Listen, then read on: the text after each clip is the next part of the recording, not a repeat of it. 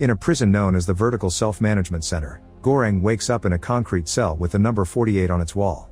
There's nothing but a bed and a sink for him to use and a hole in the middle of the floor, which his cellmate Trimagasi calls the pit.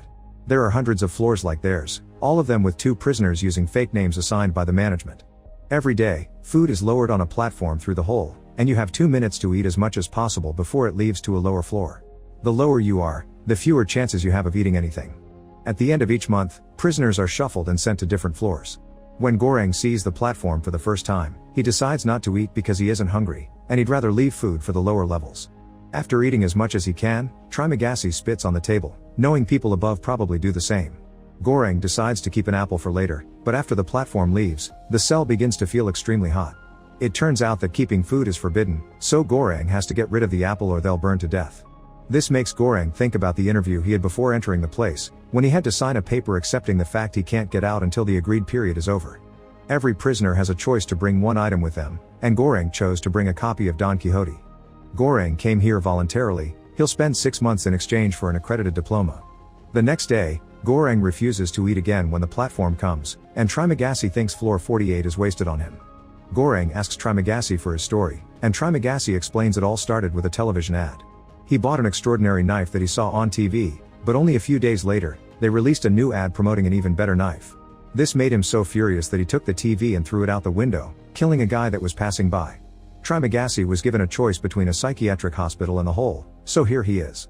The lowest he's gone was 132, thus he knows there are more floors than that because he could see them below. No food reaches the lower levels, and a month down there isn't that bad. The problem is when you get 2 lower levels in a row. Goreng is scared of this possibility and tries to talk to the people on the other floors to ask them to ration their food, but he's ignored. Trimagasi replies by pissing into the lower floor. He also reveals that the item he chose to bring with him is the knife he bought from TV. The next time the platform comes by, Goreng finally begins to eat.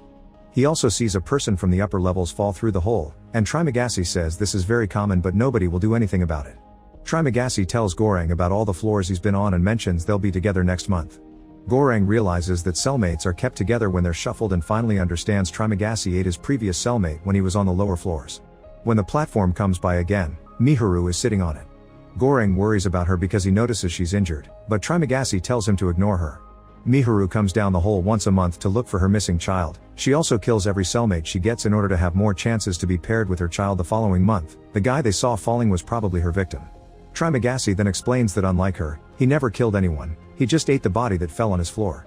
When the platform goes to the next level, the prisoners try to take advantage of Miharu. Goreng yells at them to leave her alone, but it isn't necessary. Miharu just kills them and returns to the platform. When the month reaches its end, the prisoners are put to sleep with gas and shuffled around. When Goreng wakes up, he finds himself tied to his bed on floor 171. Trimagasi explains he tied Goreng up because he's younger and stronger, so Trimagasi has to protect himself. Screaming can be heard from the other floors that indicate people reacting to their new levels, and when the platform comes, there's not even a crumb left. After 8 days, Trimagasi announces it's finally time for him to get some food. Ignoring Goreng's pleas for mercy, Trimagasi uses his knife to get some meat from Goreng's thigh, but before he can eat it, the platform arrives, bringing Miharu with it. Miharu remembers how much Goreng worried about her and jumps on Trimagasi, attacking him with his own knife. Then she frees Goreng and hands him the knife so he can use it to finish Trimagasi off. Goreng passes out after that, and he wakes up later to find himself on the bed. Miharu has bandaged his leg with a piece of bed sheet, and she's now eating Trimagasi. She brings some meat to Goreng who accepts after some hesitation. She also brings him some water before leaving on the platform without a word. Days pass and Trimagasi's body begins to rot, giving Goreng the chance to feed on worms too. Goreng also begins hallucinating, seeing Trimagasi's ghost judge him as he eats. At the end of the month, gas takes over the cell and Goreng dreams of being with a woman again while Miharu watches. When he wakes up, he discovers that the one licking him is a dog. To Goreng's shock, his new cellmate is Imogiri, the woman that did his interview when he volunteered to enter this prison. The dog is the item she chose to bring with her, and they're now on level 33. Goreng remembers the day of the interview and how Imogiri made creepy pauses between questions. In the present, Imogiri explains she volunteered as Goreng did, and that she didn't know people died here. As far as she knows, there are 200 levels, and when Goreng explains there isn't enough food for all the people here, Imogiri points out that the amount of food would be fine if people only ate what they needed. Something that fosters a spontaneous sense of solidarity needs to happen, but Goreng finds the idea ridiculous. He does wonder if change could be achieved by the death of a child, but Imogiri's sure that company policy doesn't accept under 16s. When the platform brings them food, Imogiri only eats what she needs, and after giving some to her dog, she begins preparing 2 rations of food.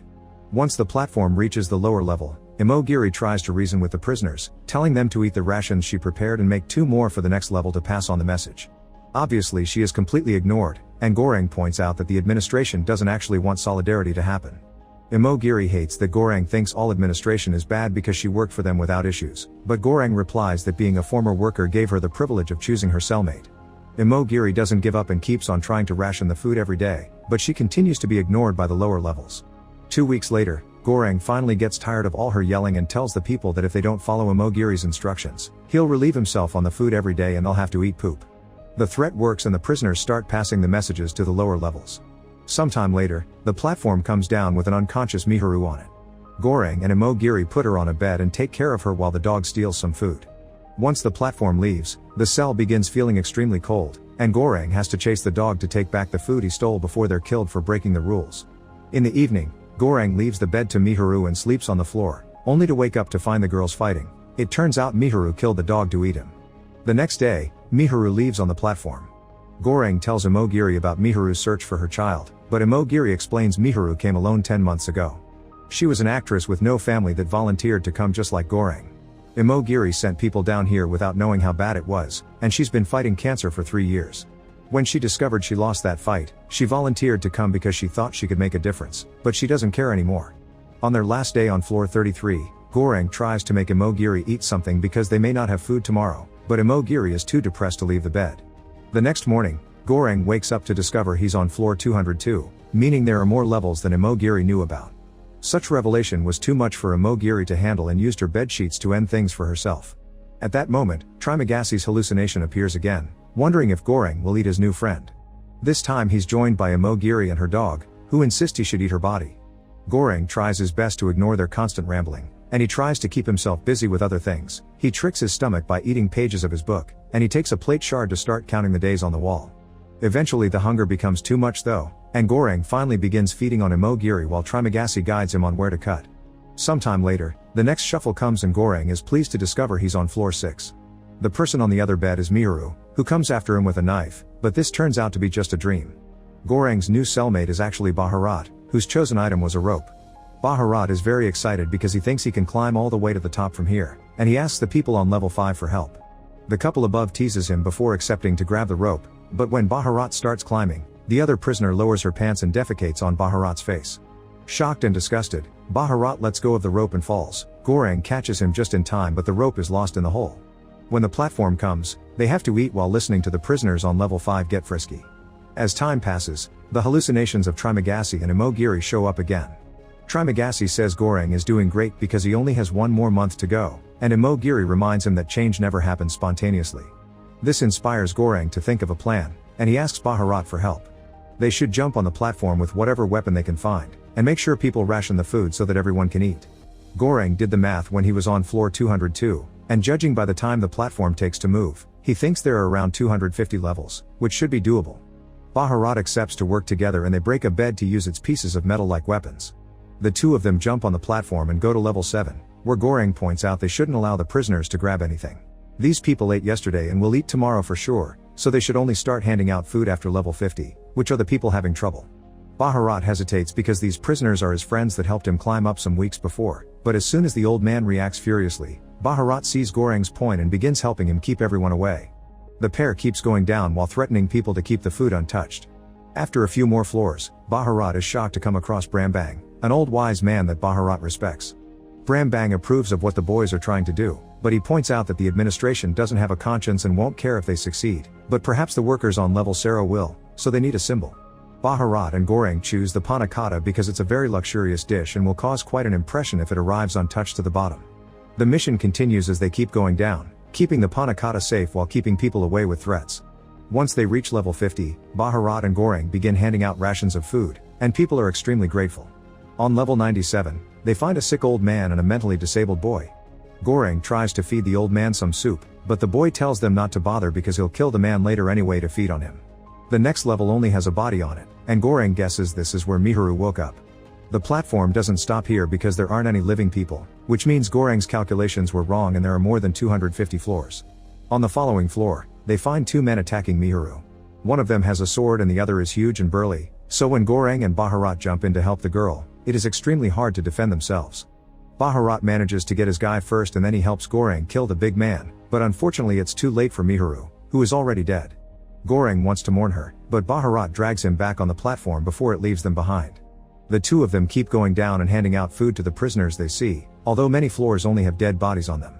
Eventually the platform stops at level 333, which seems to be the last one. At first they think it's empty, but there's actually someone hiding under the bed. It's Molly, the missing child. Bharat and Goreng approach the kid, and as soon as they leave the platform, it starts going down again. Goreng asks Bharat to throw the panna cotta into the hole, but Bharat refuses. To their surprise, the room doesn't get hot or cold to punish them, and after lots of hesitation, Bharat gives the panna cotta to Molly. The three of them stay on that floor, and Goreng keeps being haunted by Trimagasi, Imogiri, and now Miharu as well. Suddenly Bharat agrees with the ghosts, telling Goreng that the girl is the message, and when Goreng wakes up, he discovers Bharat died because of his bleeding injuries. The next time the platform comes, Goreng brings Molly with him and they're lowered into floor 0, which is completely dark and empty. Trimagasi appears to tell Goreng to come off the platform because he isn't part of the message, and together they watch the platform go up with Molly, hoping that she will show the abusers above the reality of the situation. Make sure to subscribe and turn on notifications so you can watch more videos like this. Thanks for watching.